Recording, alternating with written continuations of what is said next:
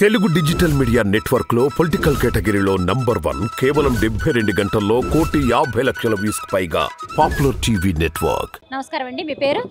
నా పేరు నాగుల్ మీరా అండి, గుంటూరు తూర్పు నియోజకవర్గం. ఏంటండి అసలు ఈ సిద్ధం అంటే మొన్నటిదాకా సిద్ధం సభలు జరిగినాయి, మళ్ళీ ఇప్పుడు బస్సు యాత్రతోటి మళ్ళీ మేము సిద్ధం అని చెప్పేసి మేమంతా సిద్ధం అని చెప్పేసి జగన్ గారు ప్రజల్లోకి వస్తున్నారండి.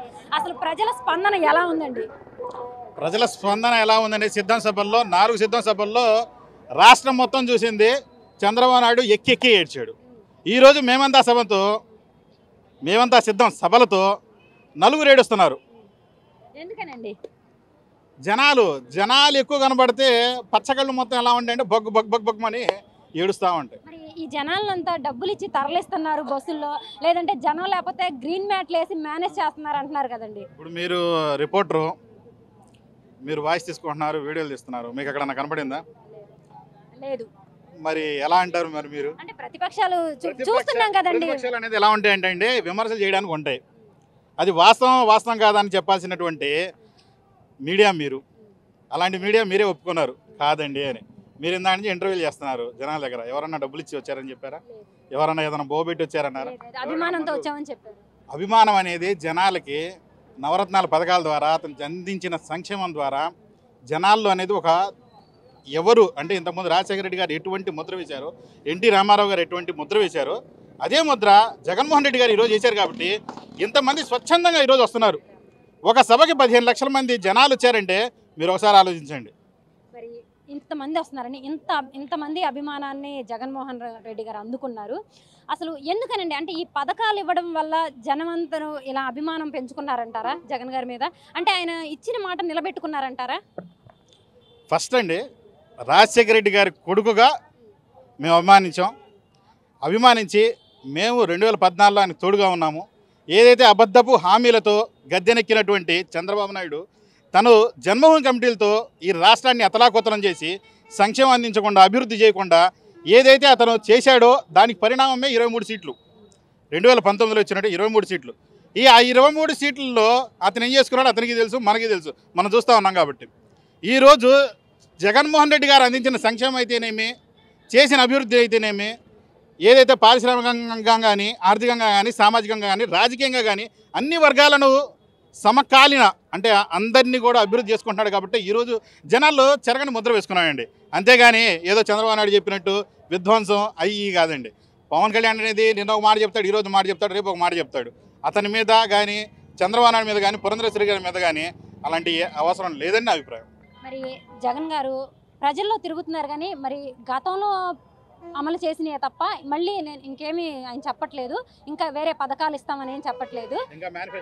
మేనిఫెస్టో చెప్పలేదు. ఆయన అయితే ఎక్కడా చెప్పట్లేదు. అంటే నేను మంచి చేశాను అనుకుంటేనే మీరు నన్ను ఆశీర్వదించండి అని చెప్పేసి అని అంటున్నారు. మరి ఒకవైపు చూస్తేనేమో చంద్రబాబు నాయుడు గారు మేము అధికారంలోకి వస్తే ఇంతకంటే ఎక్కువ పథకాలు ఇస్తామని చెప్తున్నారు. గత 6 నెలల క్రితం అనుకుంటానండి, ఏదైతే ఈ ఉచిత పథకాలు, ఈ బటన్ నొక్కుడు పథకాల వల్ల శ్రీలంక దేశం వద్దన్నాడు. మరి ఇతను దీనికన్నా ఎక్కువ సంక్షేమ పథకాలు నేను ఇస్తాను, దీనికన్నా ఎక్కువ డబ్బులు ఇస్తాను, అమ్మఒడికి కానీ, బస్సు ఫ్రీ కానీ, ఈ పథకాల ద్వారా రైతులకు కానీ ఇవన్నీ నేను ఇస్తానంటే ఏమైంది? అంటే శ్రీలంక కాకుండా ఇంకేమైనా సింగపూర్ చేస్తాడా, లేకపోతే ఆయన కజకిస్తాన్ చేస్తాడా, లేకపోతే ఏమన్నా నారావారి పల్లె చేస్తాడా? ఏపీ ఆస్తులన్నీ అమ్మి ప్రజలకు ఇస్తున్నారు, అప్పులు చేస్తున్నారు, అప్పులు తీసుకొచ్చి పెడుతున్నారు అంటున్నారు కదండి. మీకు ఒక ఇదండి, 2019కి ముందు ఏదైతే చంద్రబాబు నాయుడు గారు రాష్ట్రంలో పెట్టిన తాకట్టుని విడిపించడానికి జగన్మోహన్ రెడ్డి గారు మళ్ళీ ఎంత చేశారనేది మనకు ఒక ఐడియా ఉంది. ఏదో రాజధాని భూములు బాంబేలో అతను ఒక స్టాక్ ఎక్స్చేంజ్ బ్రోకరేజ్ కంపెనీ లాగా అతను మార్కెటింగ్ చేసి దాన్ని తాకట్టు పెడితే అది విడిపించడానికి ఎంత జరిగిందనేది మనకి తెలిసినటువంటి అందరికీ తెలిసిన సత్యం. ఇప్పుడు ఏదైతే జగన్మోహన్ రెడ్డి గారు అప్పులు చేస్తున్నాడు, ఇది చేస్తున్నాడంటే జగన్మోహన్ రెడ్డి గారు ఏమీ అప్పులు తీసుకొచ్చింది చంద్రబాబు నాయుడు ప్రభుత్వం కన్నా తక్కువే ఉంది కానీ ఎక్కువ లేదు. ఏదైతే గత ప్రభుత్వం కన్నా ఈ ప్రభుత్వంలో పేదరికం తగ్గిందనేది ఏదో జాతీయ సంస్థలు చెబుతున్నటువంటి పరిస్థితులు ఉన్నాయి. అతను ఏదో నేను ప్రజలకు చెప్తాము, ప్రజల్లోకి తీసుకెళ్ళాలి, ఏదైతే అబద్ధపు ప్రచారం చేయాలి, జనాల్ని మోసం చేయాలి అన్న ఒక దృక్పథం తప్ప ఏదైతే వాస్తవాలను చెప్పాలన్న దృక్పథం ఆ మనిషికి బై బర్త్ లేదు, ఈ రోజుకి లేదు. చచ్చినా కానీ నాది ఆ మనిషికి. అదేంటండి అసలు పేదలకు కానీ అసలు అంటే ఎస్సీ, ఎస్టీ, బీసీ, మైనారిటీ వర్గాలకి ఎవరికైనా మహిళలకైనా సరే మేలు జరిగిందంటే అది కేవలం టీడీపీ ప్రభుత్వంలోనే. మళ్ళీ కనుక జగన్ గారు సీఎం అయితే కనుక ఏపీ ప్రజలంతా వలస వెళ్ళిపోయే పరిస్థితి ఉంది అని చెప్పేసి అంటున్నారు కదండి. వలసలు అంటే ఎవరు వెళ్తారంటే చంద్రబాబు నాయుడు వలస వెళ్తాడు, కనపడ్డు, మళ్ళీ లోకేష్ కనపడ్డు, పవన్ కళ్యాణ్ మళ్ళీ కనపడ్డు. వీళ్ళే వలస వెళ్ళేది, ఇంకెవరు వెళ్ళరు రాష్ట్రం నుంచి.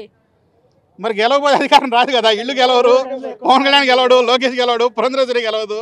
ఏదో చంద్రబాబు నాయుడు హుటాహుటినకి బయటపడితే 1500 నుంచి 2000 బయటపడే పరిస్థితి ఉంది. ఈరోజు భరత్ అక్కడ ఎలా చేస్తున్నాడంటే అంత మంచిగా జనాల్లోకి వెళ్తున్నాడు, ప్రతి ఊరు తిరుగుతున్నాడు భరత్. ఏదైనా గెలిచినా గెలవచ్చు, చంద్రబాబు నాయుడు కూడా ఓడిపోయే పరిస్థితి అక్కడ కనపడతా ఉంది. చంద్రబాబు నాయుడు గారు ఓడిపోతారంటారేంటండి? ఆయన పులివెందల్లో జగన్ గారిని ఓడిస్తానంటుంటే ఇది ఆయన కొట్టి కొట్టి కొట్టి కొట్టి కొట్టి అయిపోయింది. ఆయనకు కూడా వయసు, ఇప్పుడు గట్టిగా కూడా మాట్లాడలేకపోతున్నాడు. ఇంకా ఎక్కువ కొట్టాడు అనుకోండి. ఇప్పుడు ఒక్క నిమిషం లేవు, అమ్మాయి మీద పోటాడితే అమ్మాయిని చేసి దాగు. ఇప్పుడు ఆయన కాంగ్రెస్ పార్టీ నుంచి టీడీపీలోకి వచ్చాడండి. కాంగ్రెస్లో పోటీ చేశాడు, ఓడిపోయాడు, బయటికి వెళ్ళాడు, మళ్ళీ ఎన్టీఆర్ దగ్గరికి వెళ్ళాడు. మళ్ళీ చంద్రగిరి నుంచి ఈరోజు కుప్పంకి ఎందుకు వచ్చాడు? దేనికోసం వచ్చాడు? అక్కడ నేను గెలవలేననే కదా. ఇతను గెలవలేక పక్క వెళ్ళాడు, కానీ ఏ రోజు రాజశేఖర రెడ్డి గారు పులివెందుల రోజు బయటికి వెళ్ళలేదు.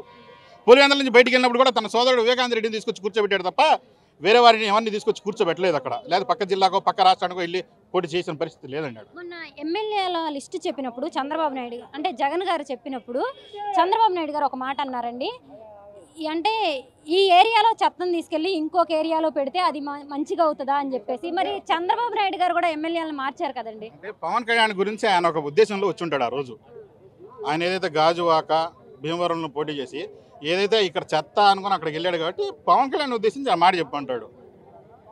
ఆయన అప్గ్రేడ్ చేశాడు, జగన్మోహన్ రెడ్డి గారు అప్గ్రేడ్ చేశాడు. అంతేగాని ఇక్కడ ఉండి తీసుకెళ్ళి అక్కడికి ఏమీ లేదు. ఒకసారి మనం ఆలోచించాల్సిన పరిస్థితి ఉంది. ఇక్కడ చూసుకున్నట్టే గుంటూరు వెస్ట్లో చూసుకున్నట్టయితే చిలకలూరుపేటలో గతంలో విడుదల రజనీ గారు అక్కడ పోటీ చేశారండి. ఈసారి ఆవిడకి ఇక్కడే ఇచ్చారు సీటు. ఇక్కడ ఇద్దరు బీసీ మహిళలే పోటీ పడుతున్నారండి. ఎక్కడ ఏపీలో ఒక ఆడ ఒక మగ పోటీ పడుతున్నారండి. ఇక్కడ ఒక్క చోట ఇద్దరు మహిళలు పోటీ పడుతున్నారు. ఈసారి విడుదల రజనీ గారు గెలుస్తారంటారా? ఇక్కడ ఖచ్చితంగా ఒక 8000 నుంచి 10,000 వచ్చిన బయటపడుతుంది మేడం గారు. ఇద్దరు ఒకే సామాజిక వర్గానికి చెందిన వాళ్ళు కదా. ఒకటి రజక, ఇంకోటి ముదిరాజు. పార్టీలు వేరు, జనాల ప్రజాదరణ వేరు, జనాల్లో ఉన్న ప్రజాదరణ వేరు. ముందు జనాల్లో కూడా ప్రజాదరణ ఉండాలి కదండి. ఇప్పుడు చంద్రబాబు నాయుడు ఏదైతే చేశాడో అది అందరికీ జనాలకు తెలుసు, ప్రజలకు తెలుసు. జగన్మోహన్ రెడ్డి చేసింది కూడా ప్రజలకు తెలుసు. మేడం గారు ఈరోజు విడుదల రజనీ గారు మేము ఏదైతే సంక్షేమం చేశామో ఎస్సీ ఎస్టీ బీసీ మైనార్టీలకి, వారితో పాటు అన్ని సామాజిక వర్గాలకు చేసినటువంటి అభివృద్ధి కానీ, వార్డుల్లో చేసినటువంటి అభివృద్ధి కానీ అందరినీ కూడా కలుపుకుంటూ పోతూ మేడం గారు ఈరోజు గుంటూరు పశ్చిమలో ప్రచారం చేసుకుంటూ పోతున్నారు. మేడం గారికి బాగుంది, జనాలకు ప్రబంధం పడుతున్నారు. ఖచ్చితంగా మేడం గారి గెలుపు అనేది పూల పాన్పే. మరి పిఠాపురం నుంచి పవన్ కళ్యాణ్ గారు పోటీ చేస్తున్నారండి. అక్కడ వంగా గీత గారు పోటీ చేస్తున్నారు. అక్కడ వైసీపీ నుంచి. మరి ఈసారైనా పవన్ కళ్యాణ్ గారు గెలుస్తారంటారా? గతంలో 2 చోట్ల పోటీ చేసి ఓడిపోయారు. ఈసారి పిఠాపురంలో పోటీ చేస్తున్నారు, గెలుస్తారంటారా? ఆయన ఇంకో రోజు కనుక ప్రచారం చేశాడు అనుకోండి, ఈసారి ఫైల్స్ వస్తాయి. ప్రశాంత్కి వెళ్ళి హాస్పిటల్లో పడుకుంటే నెల తర్వాత బయటకు వస్తాయి. అదేంటండి, ఆయన పిఠాపురంలో గెలుస్తానని బలంగా ఆయన ఇల్లు కూడా కట్టుకుని మొన్నే కదండి ఉగాది రోజు గృహప్రవేశం చేశారు. మొన్న పోతుంది మహేష్ గారు చెప్పారండి, నిన్న ఆయన భార్యతో అనుకుంటా గృహప్రవేశం చేశాడని. వర్మ గారు అంటే ఆయనేనా? వర్మ గారు భార్య ఎట్లా అవుతారండి? పోతిన మహేష్ గారు చెప్పారండి, నాకు అందుకని అనుమానం వచ్చి అడిగాను మిమ్మల్ని. పిఠాపురం వర్మ అవును, పెళ్ళాంతోనే కదా చేసేది. ఆయన వర్మతో చేస్తేనో మొన్న పోతిన మహేష్ గారు చెప్తున్నారు TV9 ఇంటర్వ్యూలో, అందుకని అనుమానం వచ్చి మిమ్మల్ని అడిగాను. గెలుస్తారంటారా గెలవరంటారా? గెలుపోవడం వల్ల అనేది దయవచ్చండి. కాకపోతే ఖచ్చితంగా కూడా పవన్ కళ్యాణ్ ఈరోజు నమ్మే పరిస్థితుల్లో ప్రజలు లేరు. ఎందుకని లేరంటే, ఇప్పుడు వంగా గీత గారు చూసుకుంటే విద్యార్థి దశ నుంచి రాజకీయాల్లో NSSలో, NCCలో, ఆ తర్వాత ఎంపీపీగా, జెడ్పీటీసీగా, జెడ్పీ చైర్మన్గా, రాజ్యసభ సభ్యురాలుగా, ఒక ఎమ్మెల్యేగా, ఎంపీగా, మళ్ళీ ఇప్పుడు ఎమ్మెల్యేగా వెళ్ళారు. ఆ జనాల్లో అక్కడ ఆ జిల్లాలో మేడం గారికి ఒక చెరగని ముద్ర ఉంది. అంటే మన వెళ్ళి పలకరించగానే మా యొక్క ప్రాబ్లం సాల్వ్ చేస్తారని అదని ఇదని. ఇతను మళ్ళీ ఏ షూటింగ్లో ఏ లండన్లో ఉంటాడో తెలియదు, ఏ అమెరికాలో ఉంటాడో తెలియదు, ఏ సింగపూర్లో ఉంటాడో తెలియని పరిస్థితి ఇతుంది. ఇతను మేకప్ వేసుకున్నా అంటే మళ్ళీ 6 నెలల దాకా కనపడ్డు. మనోడు అసలుకి సోమరిపోతు. ప్రశాంతంగా వెళ్ళి మళ్ళీ ఆ ఫామ్ హౌస్కి వెళ్తాడు, 1,00,000 పుస్తకాలు చదువుతాడు, ఒక 2 ఆవులని తెచ్చుకుంటాడు, గడ్డేసుకుంటాడు. మళ్ళీ ఆయన శరామామూలే ప్రశాంతంగా రాజకీయ జీవితాన్ని వదిలేసి. పవన్ కళ్యాణ్ గారు గతంలో నా కాపులే నన్ను ఓడించారు, అని చెప్పేసి అని అన్నారు. ఇప్పుడు కాపు సామాజిక వర్గం అక్కడ ఎక్కువ ఉంటుందని అంటూ ఉంటారు అందరూ. పిఠాపురము వంగ గీతా గారు కూడా కాపు సామాజిక వర్గమే. మరి వీళ్ళిద్దరిలో కాపులు ఎవరిని చూస్తారంటారు? మీకు ఒక మాట చెప్తాను మేడం. గుంటూరు జిల్లా అనేది కమ్మ సామాజిక వర్గం ఎక్కువ ఉంది. 2019లో ఒక సీటే టీడీపీ గెలిచింది అంటే కమ్మోళ్ళు ఓటేయలేదా? అంతేగా.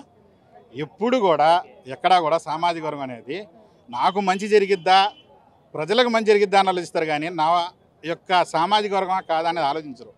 అది ఒకటి గుర్తుంచుకోండి. ఎందుకంటే రాజధాని అనేది అంత అభివృద్ధి చేస్తే తాడికొండలోనే టీడీపీ ఓడిపోయింది. మరి దాన్ని ఏమంటారు? స్వయానా ముఖ్యమంత్రి కొడుకు అంటే అప్పటి ముఖ్యమంత్రి కొడుకు లోకేష్ ఒక మంత్రిగా చేసి ఎమ్మెల్సీగా ఉండి పార్టీలో 2వ స్థానంలో ఉన్నటువంటి వ్యక్తి అక్కడ ఓడిపోయాడు. మరి దాన్ని బట్టి మీరు ఆలోచించండి. ఎప్పుడు కూడా ఏది కూడా నా సామాజిక వర్గం అనేది ఎవరు ఓటాడు, నాకు మంచి జరిగిందా, నా కుటుంబానికి మంచి జరిగిందా, నా ప్రాంతానికి మంచి జరిగిందా, నా ప్రజలకు మంచి జరిగిందా అని ఒక ఆలోచనకు వస్తారు, కానీ ఎప్పుడు కూడా నా సామాజిక వర్గం అనేది ఎప్పుడు రాదు. మరి ఇంకొకళ్ళని చూసుకుంటే ఇప్పుడు విజయవాడ మంగళగిరి లోకేష్ గారు పోటీ చేస్తున్నారండి ఈసారి. మరి లోకేష్ గారు ప్రచారం చేస్తూ ఈసారి కనుక మన ప్రభుత్వం అధికారంలోకి వస్తే మనం చెప్పిన వాళ్ళకే పెన్షన్లు ఇస్తాం, ఈ సచివాలయం వ్యవస్థ ఏ వ్యవస్థ అయినా సరే మన కనుసైగల్లోనే నడుస్తుందని చెప్తున్నారు.